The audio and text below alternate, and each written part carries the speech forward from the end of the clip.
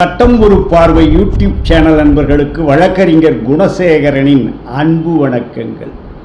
இப்போ குடும்பத்தினுடைய பூர்வீக சொத்துக்களை பொறுத்து பெண்கள் தனக்கும் பாகம் இருக்கிறது என்று வழக்கு தொடுப்புவது இப்போ ரொம்ப சாதாரணமான ஒரு விஷயமாயிடுச்சு. ஏன்னா உச்சநீதிமன்ற தீர்ப்பின்படி பெண்களுக்கும் பூர்வீக சொத்தில் பாகம் இருக்கிறது என்று தீர்ப்பு வழங்கப்பட்டு விட்டது.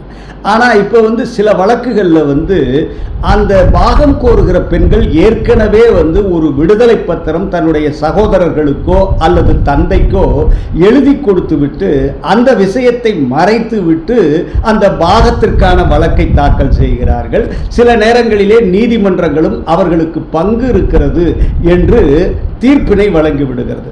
இப்பொழுது சமீபத்தில் சென்னை உயர்நீதிமன்றம் ஒரு தீர்ப்பிலே அப்படி செய்யக்கூடாது, ஒருவர் விடுதலை பத்திரம் எழுதி கொடுத்து விட்டார் என்றால் அந்த விடுதலை பத்திரம் எழுதி கொடுத்தது எனக்கு தெரியாமல் ஏமாற்றி எழுதி வாங்கி விட்டார்கள் என்று அந்த விடுதலை பத்திரம் எழுதியதை செல்லாது அப்படின்னு அந்த பாகத்தில் கேட்க வேண்டும் பரிகாரம்.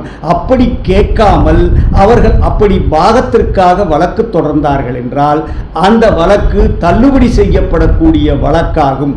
அப்படி அவர்கள் அந்த வழக்கு தொடர்ந்தாலும் கூட அந்த எழுதி கொடுத்த விடுதலை பத்திரம் செல்லாது என்பதை அந்த 3 ஆண்டுகளுக்குள், அதாவது அந்த லிமிட்டேஷன் பீரியட் என்று சொல்லுகிறார்கள் அல்லவா, அந்த பத்திரம் செல்லாது என்று அந்த 3 ஆண்டுகளுக்குள்ளே அந்த பாகம் தாக்கல் செய்கிற போது அந்த 3 ஆண்டுகளுக்குள்ளே அந்த விடுதலை பத்திரம் செல்லாது என்று சேர்த்து பரிகாரம் கேட்டால்தான் அந்த பாக வழக்குகள் நிலை நிற்கும் என்று சென்னை உயர்நீதிமன்றம் நீதியரசர் ஜெயச்சந்திரன் அவர்கள் தலைமையிலே இருக்கிற பெஞ்சு 2026 சிடிசி வால்யூம் 1 பக்கம் 17 மிக தெளிவாக தீர்ப்பளித்திருக்கிறது. நன்றி, வணக்கம். வழக்கறிஞர் குணசேகர்.